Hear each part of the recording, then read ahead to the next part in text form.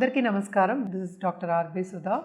మనం ఇప్పుడు మాట్లాడుకోబోయేది కుజదోషం గురించి మాట్లాడుకుంటున్నాము. కుజుడు అంటే మనకి తెలుసు మంగళ అని కూడా మనం మాట్లాడుకుంటూ ఉంటాం. And also especially north Indians Manglik అంటారు, అంటే కుజదోషం ఉన్న వాళ్ళని. అంటే ఏంటి కుజదోషం అంటే ఏంటి అనేది ఫస్ట్ చూద్దాము. అంటే సర్టన్ ప్లేస్మెంట్స్ అందరికీ తెలుసు 12 భావాలు ఉంటాయి, అలాగే 12 హౌసెస్ అంటాం మనం, 12 రాసులు అంటాము. మంగళకారకుడు అంటే కుజుడిని మనం మంగళకారకుడు అంటూ ఉంటాం. అలాగే మనం ఏంటంటే డే ఇచ్చింది కూడా మంగళవారం ఇచ్చాము, పరిగణించాము. అండ్ ఆల్సో ఏంటంటే ఎలాగ ఫామ్ అవుతుంది కుజదోషం అనేది చూద్దాము. సో కుజుడు సపోజ్ ప్లేస్మెంట్స్ అంటే ఏంటి, ఇంట్లో భావాల్లో అలాగే రాసుల్లో మనం చూసుకోవాలన్నమాట. ఎక్కువ రాశివారిగా చూస్తాం, అలాగే లగ్నాత్ కూడా చూస్తూ ఉంటాం అన్నమాట. అండ్ ఆల్సో కొంతమంది ఏంటంటే శుక్రుడి నుంచి కూడా చూస్తూ ఉంటారు, ఎస్పెషలీ దాంపత్య జీవితానికి, అంటే పొంతన చూస్తూ ఉంటాం కదా, అప్పుడు ఎక్కువ చూసుకుంటూ ఉంటాము. సో కుజదోషం ఎప్పుడు ఫామ్ అవుతుందంటే ఫస్ట్ హౌస్ మనం తీసుకోక్కర్లేదు, ఎక్కువ 2nd, 7th, 8th and 12th house. అంటే ఏంటి, కుజుడు ఇప్పుడు 2వ ఇంట్లో ఉంటే, అంటే కుటుంబం మనం ఎప్పుడైనా మాట్లాడుకునేది 2వ భావం ఎప్పుడు మనం దేనికి మాట్లాడుకుంటాం, మన కుటుంబానికి అలాగే ఫైనాన్సెస్కి మాట్లాడుకుంటూ ఉంటాము. అండ్ 4th భావం ఎక్కువ రిలేషన్షిప్, ఎస్పెషల్లీ మదర్ తోటి, అండ్ ఆల్సో మనం చూసామంటే కంఫర్ట్కి మాట్లాడుతూ ఉంటాం. 7th మనకి తెలుసు పార్ట్నర్కి, ఎస్పెషలీ దాంపత్య జీవితానికి మనం ఎక్కువ చూసుకుంటూ ఉంటాము 7th house. And 12th house ఎక్కువ ఏంటంటే మనకి దాంపత్య జీవిత అనుకూలతకి కూడా మనం చూస్తూ ఉంటాం అన్నమాట. అంటే వాళ్ళ రిలేషన్షిప్, దాంపత్య జీవితంలో వాళ్ళ రిలేషన్షిప్ ఎలా ఉంటుందనేది చూసుకుంటాం. సో ఎప్పటికైనా మనం జాతకం పరిశీలించినప్పుడు అండ్ ఆల్సో ఎస్పెషలీ మ్యారేజ్ అంటే పెళ్ళికి మనం చూసుకునేది ఏంటంటే మనకి మాంగళిక్ అంటే కుజదోషం ఉందా లేదా అనేది చూసుకుంటూ ఉంటాం అన్నమాట. సో ఈ పొజిషన్లో ఉన్నప్పుడు మనం కుజదోషం ఉందని పరిగణిస్తాం. దీంట్లో ఏంటంటే సర్టన్ కండిషన్లో కుజదోషం అంటే నెగేట్ అవుతుంది. అంటే ఏంటి, కుజుడు ఇప్పుడు లగ్నాధిపతి అయినప్పుడు అండ్ ఆల్సో ఏంటంటే ఈ రాశికి అధిపతి అయ్యారు అని చెప్పామనుకోండి, అప్పుడు అండ్ ఆల్సో కుజుడు బెనిఫిక్ అయినప్పుడు సర్టన్ కండిషన్స్లో మనం ఏంటంటే ఇది ఏంటంటే క్యాన్సిల్ అవుతుంది అన్నమాట, కుజదోషం లేదు అనేది పరిగణించవచ్చు. సో వీటికి రెమెడియల్ మెషర్స్ కింద చాలామంది చేస్తుంది. ఎందుకు చేస్తారు, ఎందుకంటే మాంగళ్య బలానికి కూడా మనం ఏంటంటే 7th and 8th కూడా మనం చెప్పుకున్నాము, అందుకనే 8th హౌస్ కూడా మనం చెప్పుకుంటాం. సో 8th హౌస్ మనం ఎప్పుడు ఎక్కడంటే మాంగళ్య బలానికి కూడా మనం చూసుకుంటూ ఉంటాం, ఎస్పెషల్లీ లేడీస్కి మన హిందూ సంప్రదాయంలో. సో మంగళకారకుడు మాంగళ్య బలం ఇచ్చేవాడు, అలాగే ఏంటంటే అన్ని మంగళం చేసేవాడు మనమేమో కుజుడు.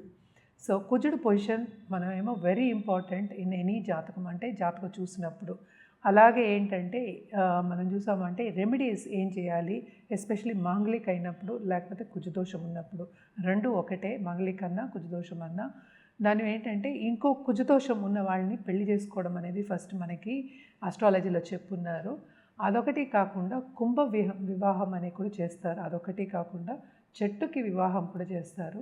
ఇంకోటి ఏంటంటే మనకి రెడ్ కోరల్ అంటే పగడాలు వేసుకోవడం చెప్పడం జరుగుతుంది. అండ్ ఆల్సో ఉపవాసాలు మంగళవారం ఉండడం, దానాలు ఇవ్వడం కూడా చెప్తాం అన్నమాట, ఎస్పెషల్లీ రెడ్ గ్రాము. సో ఇవన్నీ చేసుకుంటూ ఉంటే, అంటే నిత్యం చేసుకుంటూ, అంటే కుజదోషం అనేది నెగేషన్ అనేది ఉండదన్నమాట, ఉంటే కంటిన్యూస్గా ఉంటుంది. సో ఎప్పటికైనా సరే పెళ్ళికి చూసినప్పుడు, పొంతన చూసుకున్నప్పుడు కుజుడిని ప్రత్యేకంగా చూస్తాం. ఎందుకంటే కుజుడు ఏంటంటే అగ్రెసివ్ ప్లానెట్, మనకి తెలుసు. కోపతాపాలకు కూడా మనం కుజుడినే చెప్పుకుంటూ ఉంటాం, రెడ్ ప్లానెట్ అని కూడా చెప్పుకుంటూ ఉంటాము. అదొకటి కాకుండాను మనం చూసాము అంటే దాంపత్య జీవితంలో అనుకూలతకి ఇంటర్పర్సనల్ రిలేషన్షిప్ కూడా మనం చెప్పుకుంటూ ఉంటాం అన్నమాట. సో ఇదివరకు మనం చూసాము అంటే చిన్నప్పుడే పెళ్ళిళ్ళు చేసేసేవాళ్ళు. సో ఏంటంటే మాంగళ్య బలం ఉండాలి. మనం ఇదివరకు కూడా మన హిందూ సంప్రదాయంలో ఏంటంటే ఒకళ్ళకి ఒక్కళ్ళే ఒక పెళ్ళే అని చెప్పుకునేవాళ్ళం. ఈ కాలంలో కాదు, ఇప్పుడు చీటికి మాటికి ఏదో మిఠాయి కొనుక్కున్నట్టు వెళ్ళి డైవర్స్ తీసుకుంటున్నారు. అయినా కూడా జాతకం నమ్మేవాళ్ళు, జాతక రీత్యా చూసేవాళ్ళు, ఎస్పెషలీ పొంతన చూసేవాళ్ళకి మనం చెప్పడం ఏంటంటే కుజుడు మంచి పొజిషన్లో ఉండాలి అండ్ ఆల్సో కుజదోషం ఉండకూడదు అని చెప్పుకోవడం జరుగుతుందన్నమాట. అండ్ ఆల్సో మనం ఏంటంటే దాంపత్య జీవిత అనుకూలత అనేది వెరీ వెరీ ఇంపార్టెంట్. ఎందుకు ఏంటంటే పెళ్ళి అనేది నూరేళ్ల పంట అనేది మన పెద్దవాళ్ళు చెప్పిన ఒక విషయం, మనం చెప్పేది ఏం లేదు. ఏంటి, మన తర్వాత మన నెక్స్ట్ వచ్చే తరం కూడా బాగుండాలి. అంటే బాగుండాలి అంటే not only physically, mentally also and also ఏంటంటే స్పిరిచువల్లీ, అంటే ఏంటి వాళ్ళకి సక్రమంగా లైఫ్ని వాళ్ళు లీడ్ చేయాలి అని చెప్పడానికి మనం చెప్తూ ఉంటాం అన్నమాట. సో తప్పక కుజుడు పొజిషన్ అనేది వెరీ వెరీ ఇంపార్టెంట్ ఇన్ జాతకం. అండ్ ఆల్సో మనకి తెలుసు కుజుడికి దేనికి ఆధిపత్యం ఉంది అంటే మనకి మేషానికి అలాగే వృశ్చికానికి. అండ్ ఆల్సో రెడ్ ప్లానెట్, నేను చెప్పినట్టు తొందరపాటు నిర్ణయాలు తీసుకోకుండా కొంచెం కామ్గా నిర్ణయాలు తీసుకోవాలి అన్నప్పుడు పరిహారాలు, నేను ఇందాక చెప్పిన పరిహారాలు కుజదోషానికి చేస్తూ ఉంటాం అన్నమాట. అదొకటి కాకుండా మనం ఎప్పుడైనా కుజదోషం ఉన్నప్పుడు మనం చెప్పేది ఏంటంటే లేట్ మ్యారేజ్, లేట్గా పిల్లలు పుడతారు అనేది. ఇదివరకు నేను చెప్పినట్టు చిన్నప్పుడే పెళ్ళిళ్ళు చేసేసేవాళ్ళు కనుక ఇవన్నీ ఏంటంటే పరిగణలోకి వచ్చాయి అన్నమాట. And also late marriage especially మెన్కేమో 32+ అండ్ ఆల్సో గర్ల్స్కి, లేడీస్కి 28+. ఇదివరకు ఏంటి 10 ఏళ్ళకే పెళ్ళిళ్ళు చేసేసేవాళ్ళు కనుక ఇవన్నీ చూసుకునేవాళ్ళు. మాంగళ్య బలం కూడా చూసుకునేవాళ్ళు, అంటే 50 years కలిసి ఉండేవాళ్ళు, అలా చూసుకునేవాళ్ళు అనమాట. ఈ కాలంలో అవి కాకుండాను ఇప్పుడు గొడవలు, ఇప్పుడు ఫ్యామిలీలో కలహాలు రాకూడదు. అండ్ ఆల్సో ఇప్పుడు సపోజ్ ఇప్పుడు లేడీస్ ఏమో చాలా మటుకు అందరూ అనుకునేది ఏంటంటే హార్ష్గా మాట్లాడకూడదు, వాళ్ళ ఒపీనియన్ చెప్పకూడదు, ఇవన్నీ ఉంటూ ఉంటాయి అన్నమాట. ఇవన్నీ ఉంటే ఏమవుతుందంటే ఒకరికొకరికి అండర్స్టాండింగ్ అనేది తగ్గుతుంది కనుక. అండ్ ఆల్సో ఏంటంటే గట్టిగా కోపతాపాలు ఎక్కువ అవుతాయి, గొడవలు ఎక్కువ అవుతాయి కనుక ఎప్పటికైనా మార్స్ అనుకూల పరిస్థితి, అనుకూల పొజిషన్ అనేది వెరీ వెరీ ఇంపార్టెంట్. అంటే కుజుడు పొజిషన్ అనేది వెరీ వెరీ ఇంపార్టెంట్. అంటే ఏంటి, కుజ అనుగ్రహం ఉంటే మన దాంపత్య జీవితం చాలా బాగుంటుంది. అలాగే పిల్లలు పైకొచ్చే సూచనలు కూడా మనకి ఎక్కువ కనిపిస్తూ ఉంటాయి అన్నమాట.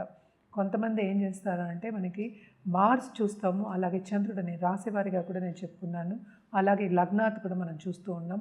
కొంతమంది ఏంటంటే కుజుడు పొజిషన్ ఫ్రమ్ వీనస్ కూడా చూస్తూ ఉంటారు అనమాట. ఇక్కడి నుంచి ఏంటంటే మొత్తం అంతా మనం చెప్పింది ఏంటి, జాతకం ఫస్ట్ పరిశీలించుకోవాలి. అది పరిశీలించుకున్న తర్వాతే మనకి కుజదోషం ఉందా లేదా, లేకపోతే అది మైనస్ అయిందా, క్యాన్సిల్ అయిందా, లేకపోతే ఏ మోతాదులో ఉన్నది అనేది మనకి తెలుస్తుందన్నమాట. ఇవన్నీ ఏంటంటే ఎవరికైనా సరే ఇప్పుడు పెద్దలు చెప్పడం ఎందుకు, అనుకూలంగా ఉంటే అంటే దాంపత్య జీవితంలో అండర్స్టాండింగ్ అనేది ఉంటే కనుక, ఎక్కువ గొడవలకి వెళ్లకుండా ఉండే కనుక వాళ్ళు లాంగ్ టర్మ్ కలిసి ఉంటారు అనే ఒక ఒపీనియన్ మీద, నమ్మకం మీద మనం ఈ కుజదోషాలు కానీ, ఏమి దోషాలు కానీ, లేకపోతే పొంతన కానీ మనం చెప్పడం జరుగుతుంది. సో తప్పక మనకి ఏంటంటే ఒకళ్ళకి పెళ్లి చేసాము, ఒక పిల్లలకి పెళ్లి చేసాము అంటే ఎప్పటికైనా వాళ్ళు కలిసి ఉండాలి, విడిపోకూడదు అనేది మన మన నిర్ణయం. ఆ నిర్ణయంతోనే చేస్తాము, వాళ్ళు అలాగే చేసుకుంటారు.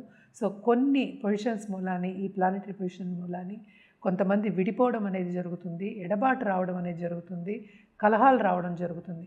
ఇప్పుడు తల్లిదండ్రులు కంటిన్యూస్గా ఫైట్ చేసుకుంటూ ఉంటే, లేకపోతే గొడవలు పడుతూ ఉంటే పిల్లల భవిష్యత్తు ఏమవుతుంది, పిల్లలు ఏమవుతారు, వాళ్ళ మానసిక పరిస్థితి ఏమవుతుంది అనేది కూడా మన జాతక రీత్యా చెప్పడం అనేది ఈ కుజదోషం అందుకనే వచ్చిందనమాట. మన పెద్దలు చెప్పడం అనేది జరిగింది. సో నేను అన్నట్టు పెళ్ళి అనేది నూరేళ్ల పంట, ఎందుకంటే రెండు కుటుంబాలని మనం కలుపుతున్నాం అనమాట. సో అటు వాళ్ళు వీళ్ళతో అనుకూలంగా ఉండాలి, వీళ్ళు వాళ్ళతో అనుకూలంగా ఉండాలి, కలిసిమెలిసి ఉండాలి అని చెప్పడానికి మన ఈ దోషాలు కానీ, లేకపోతే ఈ యోగాలు కానీ చెప్పడం అనేది జరుగుతుంది. దోషం అనడానికి ఎగ్జాంపుల్ కానీ దానికి వివరణ ఏంటంటే నెగటివ్ ఆస్పెక్ట్ అనేది దాంట్లో ఉంటుంది, కొంతవరకు ఏంటంటే నెగటివ్గా ఉంటుంది అని చెప్పడం అనమాట. సో కుజదోషం ఉన్నవాళ్ళు అటు ఆడైనా సరే, అటు మగవాళ్ళైనా సరే, అంటే బ్రైడ్ గ్రూమ్ అయినా సరే, బ్రైడ్ అయినా సరే, ఇద్దరికీ కుజదోషం ఉన్న వాళ్ళని కలపడం అనేది వెరీ ఇంపార్టెంట్. అదొకటి కాకుండా పిల్లలు పుట్టడానికి అంటే తామదం అవుతూ ఉంటుంది కదా, లేట్ అవుతూ ఉంటుంది, కొన్ని పొజిషన్స్ మనం చూస్తూ ఉంటాము. సో పిల్లలు అనుకూలంగా పుట్టడానికి, బర్త్ రావడానికి, అండ్ ఆల్సో వాళ్ళని సక్రమంగా పెంచడానికి, వాతావరణం అనుకూలంగా ఉండడానికి ఇలాంటివన్నీ మనం చూడటం జరుగుతుంది. అలాగే పొంతన అనేది చూడటం జరుగుతుంది. ఇప్పుడు మనం ఏంటంటే అన్ని రాసుల వారికి ఈ దోషం ఎలా ఫామ్ అవుతుందో చూద్దాం. నెక్స్ట్ మనం మాట్లాడబోయేది మీనరాశి వాళ్ళ గురించి. మీనరాశి అంటే రాశిలోనే చంద్రుడు ఉంటే మనం ఏంటంటే మీనరాశి అంటామన్నమాట. రెండో ఇంట్లో అంటే ఏంటి, మనకి మేషంలో. మేషం ఏంటి మనకి తెలుసు, అధిపతి కూడా మనకి కుజుడే అయ్యాడనమాట. సో ఓన్ హౌస్లో ఉన్నారు. సో కొన్ని కండిషన్స్ మూలాన్ని నెగేషన్స్ అయ్యే, కుజదోషం నెగేషన్స్ అయ్యే ఛాన్సెస్ కూడా ఉన్నాయని ఇందాక నుంచి చెప్తున్నాను. This is one of the conditions అనమాట. అండ్ ఆల్సో మనం చూసాము అంటే 7th అంటే ఏంటంటే మనకి కన్యలో కానీ లేకపోతే తులలో కానీ అలాగే 12వ ఇంట్లో అంటే కుంభంలో ఉన్నప్పుడు కూడా మనం కుజదోషం ఉందని పరిగణిస్తామన్నమాట. కుజదోషం అనేది ఎందుకు అంత ఇంపార్టెంట్ కింద మనం చెప్పుకుంటాము అంటే తప్పక దాంపత్య జీవితం బాగుండాలి. దాంపత్య జీవితం బాగుంటేనే కానీ బయటకు వెళ్ళి సంపాదించలేము, మనం ఒక పని చేయలేము, ఎప్పుడు మనకి డిస్టర్బెన్స్గానే ఉంటుంది, ఒత్తిడికి గురవుతాము. అలాగే ఏంటి మానసిక పరిస్థితి కూడా కొంతవరకు దెబ్బతినే ఛాన్సెస్ ఉన్నాయన్నమాట. అంటే ఒకరోజు 2 రోజు కాదు కదా మనం మాట్లాడేది. దాంపత్య జీవితం అంటే లాంగ్ టర్మ్ పార్ట్నర్షిప్ కింద మనం మాట్లాడుకుంటూ ఉంటాం. అలాగే మన పెద్దలు చెప్పింది ఏంటంటే వివాహ వ్యవస్థ ఏంటంటే మన ఏంటి 100 ఏళ్ల పంట అంటే ఏంటి మన ఫ్యూచర్ జనరేషన్స్ కూడా మనం కాపాడుకుంటూ రావాలి. కనుక ఇలాంటి దోషాలు కానీ లేకపోతే వేరే కండిషన్స్ కానీ అంటే గ్రహ కండిషన్స్ కానీ మనం చూసుకోవడం అనేది వెరీ వెరీ ఇంపార్టెంట్ అయిందనమాట. కుజుడు అంటే ఏంటంటే మనకి చాలా అగ్రెసివ్ ప్లానెట్ అని మనకి తెలుసు. సో కుజుడికి అనుకూలంగా ఉంటే, కుజ పరిస్థితి అనుకూలంగా ఉంటే, కుజుడు అనుగ్రహం ఉంటే జాతక రీత్యా చాలా మంచిది. సో ఎప్పటికైనా సరే ఏంటంటే కుజదోషం ఉన్న వాళ్ళని పెళ్లి చేసుకోవడం అనేది మనకి అనాదిగా పెద్దవాళ్ళు మనం చెప్పింది ఏం లేదు, పెద్దవాళ్ళు కూడా చేస్తూనే వచ్చారు. అదొకటి కాకుండా లేట్ మ్యారేజ్ అయితే అన్నీ లేట్గా అవుతాయి. మనకేంటంటే పిల్లల చేతికి అందరు కూడా కదా. సో అందుకోసం అంటే పిల్లల్ని సెటిల్ చేసిన తర్వాతే మనం కొంతవరకు ఏంటంటే మనకి ట్వెలైట్ ఆఫ్ ద లైఫ్ అంటూ ఉంటాం. అంటే లేట్ లైఫ్ అనేది ఎంజాయ్ చేయగలం. లేకపోతే వాళ్ళ బాధ్యత కూడా ఎక్కువ అవుతుంది. కనుక ఇవన్నీ దోషాలు అలాగే పొంతన చూడటం అనేది మనకి అనాదిగా వస్తున్న ఒక పద్ధతి కింద అయిందనమాట. అదొకటి కాకుండా లాంగ్ టర్మ్గా కలిసి ఉండాలి అనేది మోర్ ఇంపార్టెంట్. అది ఆ దృష్టితోనే మనం చూడటం. అలా ఆ దృష్టితోనే మనం ఏంటంటే కుజదోషాలు కానీ లేకపోతే పొంతన కానీ అంటే మ్యారేజ్కి చేసే పొంతన కానీ శుక్రుడు పొజిషన్ కానీ జూపిటర్ పొజిషన్ కానీ ఇవన్నీ చూసుకోవడం అనేది జరుగుతుంది. మన పరిహారాల విషయానికి వస్తే కనుక తప్పక శక్తి పూజలు చేయడం అనేది చాలా మంచిది. అదొకటి కాకుండా కుజుడికి జపం చేయడం, అట్లీస్ట్ 14,000 జపం చేయడం అండ్ ఆల్సో దానం ఇవ్వడం, 2 గ్రామ్ దానం ఇవ్వడం అనేది చాలా మంచిదన్నమాట. కంటిన్యూస్గా చేయండి, మంచిది. ఏదైనప్పటికీ ఫస్ట్ జాతక రీత్యా దోషాలు ఉన్నాయా లేకపోతే వేరే ఏమైనా ఉన్నాయా చూసుకోవడం, పరిహరించుకోవడం అనేది వెరీ ఇంపార్టెంట్. ఎప్పటికైనా సరే జాతక రీత్యానే మనం చెప్పడం అనేది జరుగుతుంది. నేను పరిహారాల విషయాన్ని కూడా నేను ఇందాక చెప్పున్నాను. బట్ ఏంటంటే ఇందులో ఏంటంటే మనం శుక్రుడు కూడా చూసుకుంటూ ఉంటాం, అలాగే జూపిటర్ కూడా చూసుకుంటూ ఉంటాం అన్నమాట. దోషాలు అనేది భయపడవలసిన ఒక విషయం కాదు. సో జనరల్గా ఏంటంటే ఫస్ట్ లగ్నాత్ ఎక్కువ చూసుకుంటూ ఉంటాం, చంద్రుడి నుంచి చూసుకుంటూ ఉంటాం, పొంతన చేస్తాం. అలాగే కుజదోషం ఉన్న వాళ్ళని పెళ్లి చేస్తాం. అదేంటంటే ఈ కాలంలో ఆడపిల్లలు కూడా 30 years పైనే పెళ్లి చేసుకుంటారు. సో కొన్ని కండిషన్లో నెగేషన్ అవుతుంది, కొన్ని కండిషన్లో కుజదోషం బలంగా ఉంటుంది. సో ఇవన్నీ చూసుకోవాలి అంటే ఫస్ట్ జాతకం పరిశీలించుకోవాలి. అండ్ ఆల్సో ఎంత మోతాదులో ఉంది, ఎంత ఉంది, నెగేషన్ ఉందా లేకపోతే పాజిటివ్ రిజల్ట్స్ ఇస్తుందా నెగిటివ్ రిజల్ట్స్ ఇస్తుందా అనేది చూసుకోవడం జరుగుతుంది. ఇవన్నీ ఎందుకు చూసుకుంటున్నాం? ముందు జాగ్రత్త గురించి. ఈ కాలంలో ఏంటంటే అప్పుడు ఆడవాళ్ళకి సహనం ఉండట్లేదు, మగవాళ్ళకి సహనం ఉండట్లేదు. బేసిక్గా మనం ఎప్పుడు చెప్పుకుంటూ ఉంటాం, కుజుడు ఏంటంటే కొంచెం అగ్రెసివ్ ప్లానెట్. అంటే కోపం అనేది ఎక్కువ వస్తుంది, తొందరగా పుష్ అనేది ఇస్తాడు, తొందరగా ఎనర్జీ ఇస్తాడనమాట. అంటే పవర్ఫుల్ ఎనర్జీ అనేది ఇస్తాడనమాట. కమాండర్ ఇన్ చీఫ్ కూడా మనం చెప్పుకుంటూ ఉంటాం అనమాట. సో ఇదేంటంటే కోపతాపాలకు వెళ్లకుండా సన్నిహితంగా ఉండాలి, అలాగే అడ్జస్ట్మెంట్ ఇష్యూస్ ఉండకూడదు, అలాగే కమిట్మెంట్ కూడా ఉండాలి పెళ్ళంటే. సో ఇవన్నీ ఉండాలి అనే ముందు చూపు మూలాన్ని మనం ఇవన్నీ చూసుకోవడం అంటే ఎస్పెషల్లీ కుజదోషం కాదు, వేరే దోషాలు కాదు, అలాగే మాంగళ్య బలం, అలాగే ఏంటంటే పొంతన అంటే కొన్ని పొంతలను చూసుకుని కొన్ని పాయింట్స్ చూసుకుంటాం, వాళ్ళకి కంపాటబిలిటీ ఉందా లేదా అనేది చూసుకోవడం అనేది జరుగుతుంది.